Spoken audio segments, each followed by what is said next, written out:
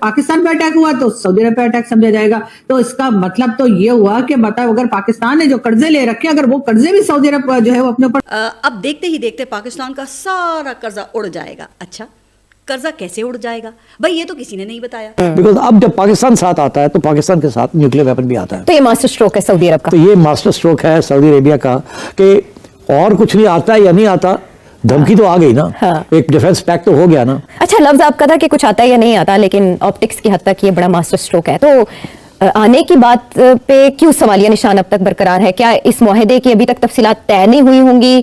क्या एक अरसे से जो पाकिस्तान और सऊदी अरेबिया के ताल्लुकात है वो रिन्यू होने जा रहे हैं? वली अहद का दौरा इतने अरसे से नहीं हो पाया, अब वो भी होने जा रहा है। इकोनॉमिकली बूस्ट आएगा, मिलिट्री एक्सचेंजेस किस लेवल के होंगे, ये डिटेल्स कैसे आएंगी सामने? क्योंकि ये डिफेंस पैक्ट जो है ना, ये कभी भी डिटेल में नहीं बताया जाएगा, ये सीक्रेट रखा जाएगा। क्योंकि अगर ये डिटेल बता देते हैं तो फिर इसकी वो जो जैसे न्यूक्लियर की आप अंग्रेजी का लफ्ज़ है एम्बिग्यूटी, पेचीदगी, मतलब छोड़ देते हैं, पूरी बात नहीं करते ताकि वो लोग खुद सोच लें क्या है क्या नहीं है। तो जैसे न्यूक्लियर ऑप्शन हमेशा आप एम्बिगुअस रखते हैं, इस तरीके के साथ ये भी डिफेंस पैक्ट जो है इसकी डिटेल्स नहीं दी जाएंगी, मुबहम है। हाँ, ताकि लोग जो मर्जी सोचे। इसमें और लोग भी शामिल हो सकते हैं और कंट्री जो भी है अब आपको नहीं पता चलेगा। यानी अगर हम किसी से लोन लेते हैं और उस लोन को चुका नहीं पा रहे तो फिर वो कर्जा जो है, अगर वो ये समझ लिया जाए कि ये कर्जा जो है ये असल में सऊदी अरब का है, तो फिर हमें बहुत आसानी हो जाएगी। इसलिए कि सारे लोग जिसने पाकिस्तान से पैसा ले रखा है, आप लोग जा सकते हैं और जाकर सऊदी अरब से डिमांड कर सकते हैं। अफगानिस्तान ने सबूत दे दिया है, बार बार सबूत दे दिया है, 1948 से सबूत दे रहा है कि वो पाकिस्तान से कितना नफरत करता है। ये दुनिया को ब्लेम मत करें अपने हालात का, पाकिस्तान खुद जिम्मेदार है अपने इन हालात का। क्या कहना चाहेंगे? तो पाकिस्तान की जो जीडीपी है ये रिफ्लेक्शन है उस टेररिज्म का जो उन्होंने दुनिया को एक्सपोर्ट की है। लिहाजा पाकिस्तान अपने हालात का जिम्मेदार दुनिया को ना ठहराए। ये कर्मा है जो पाकिस्तान फेस कर रहा है, ये पाकिस्तान के कर्मों का फल है। जब से पाकिस्तान का सऊदीया के साथ डिफेंस डील हुआ है तब से पाकिस्तानी मीडिया और आवाम बड़े खुश दिख रहे हैं। पाकिस्तानी मीडिया का कहना है कि अब हमारा डिफेंस डील होने के साथ साथ हमारे परमाणु बम का अरब देश भी यूज कर सकेंगे। लेकिन अब पाकिस्तानी आवाम यह टकटकी लगाए बैठा है कि क्या हमारा कर्जा भी अब अरब देश चुकता करेंगे। फिलहाल पाकिस्तानी इसी में खुश हो रहे हैं कि सऊदी यूएई ओमान भी अब पाकिस्तान के कर्ज को अपना मान लेंगे। क्या यह भी संभव है? अगर ऐसा हो जाएगा तो पाकिस्तान की लॉटरी निकल जाएगी। लेकिन यहाँ तो एक भीड़ चाल लगी हुई है। कोई इसे मुस्लिम नेटो की बुनियाद करार देता है और किसी के मुताबिक तो भाई कतर और यूएई भी टिकट कटाकर लाइन में लगे हुए हैं कि जैसे ही दिफाई मुआहदे की ट्रेन उन तक पहुंचेगी वो इसमें छलांग लगाएंगे और ऑन बोर्ड आ जाएंगे। अरे भाई, ये स्ट्रेटेजिक मामलात होते हैं, ये कोई बिलों का घर थोड़ी है जिसका राग अब हर कोई अलाप रहा है। अच्छा, फिर कुछ लोग ये तासुर देने में भी मसरूफ नजर आते हैं कि पाकिस्तान का जो एटम बॉम्ब है वो इस्लामी बॉम्ब बन गया है और कुछ तो मुस्लिम उम्मा को फैसला कुन मोड़ से भी आगे ले गए हैं। ये सागडार साहब तो मुआहदे से पहले ही मुस्लिम नेटो की तजवीज़ पेश करते हुए दिखाई दिए, जो कि जाहिर है कि एक अच्छा ख्याल है अगर इस पर अमल हो तो। लेकिन मामला तो दो तरफा निकला। जब मुआहदा हुआ तो उसे स्ट्रेटेजिक म्यूचुअल डिफेंस एग्रीमेंट का नाम दिया गया। ऊपर से सऊदी हुकूमत ने एक नगमा भी जारी कर दिया है जिसमें इस एग्रीमेंट को अहदे ला यजूल कहा गया, यानी कि हमेशा कायम रहने वाला मुआहदा। ऐसे में जाहिर है कि फिर हुकूमत का काम ही माहौल बनाना होता है, चाहे उस हुकूमत का जो अपना किरदार है वो सिर्फ नुमाइशी ही क्यों ना हो। और ऐसा ही हुआ है, इधर साइन हुए और उधर सीडीए ने इशारे दस्तूर पे रात को दिन बना दिया। तमाम जो अहम इमारतें थीं उन्हें रंग भरी रोशनियों से नहला दिया गया। फिर गुज़िश्ता रोज़ अभी कौमी इदारे सिविल एविएशन के दफ्तर पर पाकिस्तान के साथ साथ सऊदी अरब का परचम भी लहरा दिया गया। अच्छा, फिर जब सुबह हुई तो वज़ीर आज़म का एक्स पर पहला बयान जारी हुआ। मैंने कहा जी लो, शायद अब इस ना मिटने वाले मुआहदे की जो जुज़ियात हैं वो सामने आ जाएंगी। लेकिन जब एक्स पोस्ट पढ़ी ना तो उसमें तो सिरे से मुआहदे का जिक्र ही मौजूद नहीं था। अब ये इत्तेफाक था या फिर इंतज़ाम कि वज़ीर आज़म की पोस्ट में डिफेंस, स्ट्रेटेजिक और एग्रीमेंट के लफ्ज़ तक शामिल नहीं किए गए। हाँ, अगर कुछ था तो वो दोनों ममालिक के दरमियान ताल्लुकात की गहराई का अंदाज़ा था जो वज़ीर आज़म ने बड़ा नाप तोल कर लगाया। अच्छा, मैंने कहा कि चलें अब वज़ीर आज़म कुछ बताएंगे, लेकिन लगता है कि उन्होंने तो उतना ही बताया जितना कि उनको महसूस करवाया गया। अब वज़ीर आज़म ने यह कहा कि पाकिस्तान और सऊदी अरब के ताल्लुकात की गहराई का अंदाज़ा सऊदी एयरफोर्स की जानिब से दिए गए गैर मामूली एयर स्क्वाड से लगाया जा सकता है।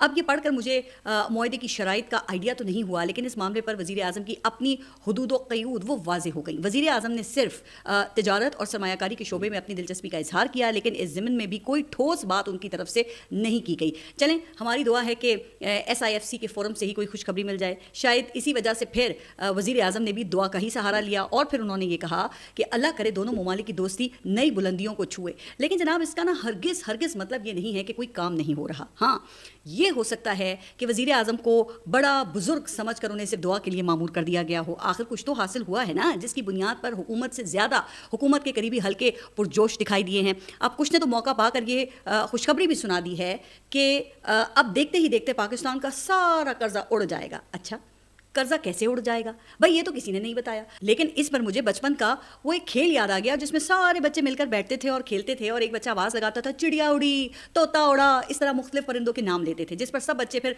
हाथ से उड़ने का इशारा करते थे। फिर परिंदों का नाम लेते लेते अचानक आवाज़ आती थी हाथी उड़ा, उस पर अगर कोई उड़ने का इशारा कर देता तो फिर वो गेम से आउट हो जाता। तो अब ऐसे ही कुछ लोग हाथी उड़ाने की कोशिश फरमा रहे हैं, और वो भी सफ़ेद हाथी। लेकिन ऐसे लोगों को कौन समझाए कि अगर बचपन के किसी खेल में हाथी नहीं उड़ सकता तो हकीकी दुनिया में वो कैसे उड़ सकता है। अरे खुदा के बंदो, कर्ज उड़ाने से पहले सफ़ेद हाथियों से तो जान छुड़ा लो। लेकिन फिर जब मैंने अल्लामा हाफिज़ ताहिर अशरफी का बयान पढ़ा तो यकीन करें एक लम्हे के लिए तो मेरा दिल बाग बाग हो गया।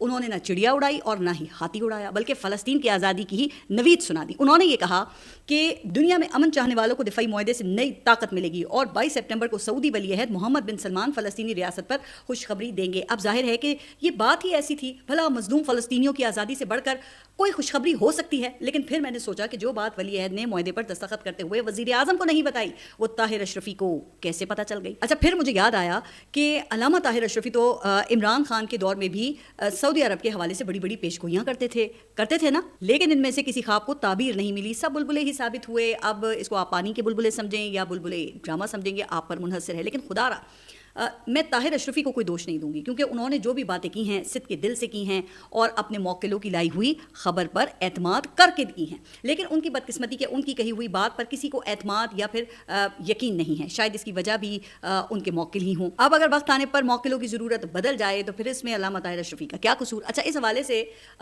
एक वाक़या अल्लामा ताहिर अशरफी ने 3 साल पहले अपने एक TV इंटरव्यू में खुद बयान किया है, जिसमें वो ये बता रहे हैं कि एक दिन मैं वज़ीर आज़म इमरान खान के पास मिलने गया और उनसे कहा कि जी फला दिन आप से सऊदी वली अहद बात करेंगे और फला दिन आप सऊदी अरब के दौरे पर जाएंगे। लेकिन इमरान खान को यकीन ना आया। फिर ताहिर अशरफी कहते हैं कि उन्होंने मेरी बात को ऐਵੇਂ ही मजाक में उड़ा दिया, लेकिन फिर बिल्कुल वैसा ही हुआ। फिर ताहिर अशरफी से काउंटर क्वेश्चन किया गया, जिसका मफहूम ये था कि अगर आप इतने ही पहुंचे हुए थे और इमरान खान के खैर ख्वाह भी थे तो आपने उनको समझाया क्यों नहीं, ताकि बाद में फिर जो कुछ इमरान खान के साथ सलूक हुआ वो ना होता। तो इस सवाल पर फिर हकीकत खुलकर सामने आ गई। उन्होंने ये कहा कि मैं क्या कर सकता था जब जनरल बाजवारा ममालिक में जाकर मामला बनाते थे, लेकिन Imran Khan red line cross कर जाते थे। अब वज़ीर आज़म के सामने भला आइन और कानून के अलावा भी कोई रेड लाइन हो सकती है या होनी चाहिए। तो इस नुक्ते पे अल्लामा ताहिर अशरफी से इख्तिलाफ किया जा सकता है, मगर हकीकत का इनकार वो तो नहीं किया जा सकता ना। शायद इसी बात का एहसास करते हुए फिर वज़ीर आज़म शहबाज शरीफ ने वो एक्स पोस्ट में डिफेंस के जो मुआहदा है उसका जिक्र तक नहीं किया। क्या पता उन्हें अपनी रेड लाइन का अंदेशा हो।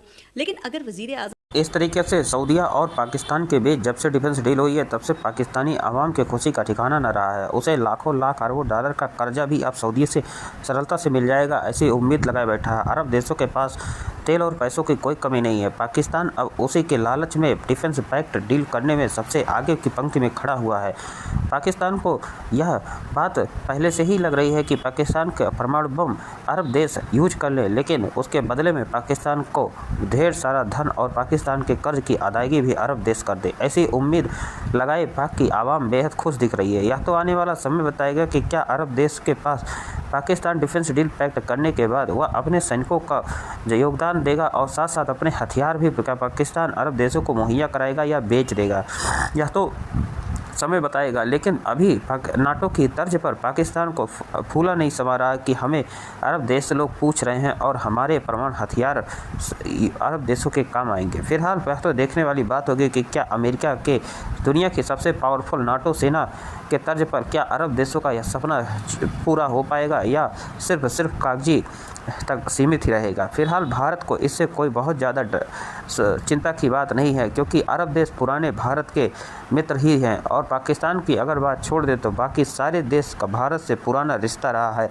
और किसी तरीके का कोई सीमा विवाद भी नहीं है। पाकिस्तान की वैसे भी उसमें बहुत ज़्यादा चलने वाली नहीं है, क्योंकि पाकिस्तान पहले से कर्ज में डूबा देश है और सिर्फ धन की लालच में यह इतना ज़्यादा खुश हो रहा है। दोस्तों, इस तरह की ताज़ा अपडेट पाने के लिए चैनल को लाइक और सब्सक्राइब करें। मिलते हैं नेक्स्ट अपडेट।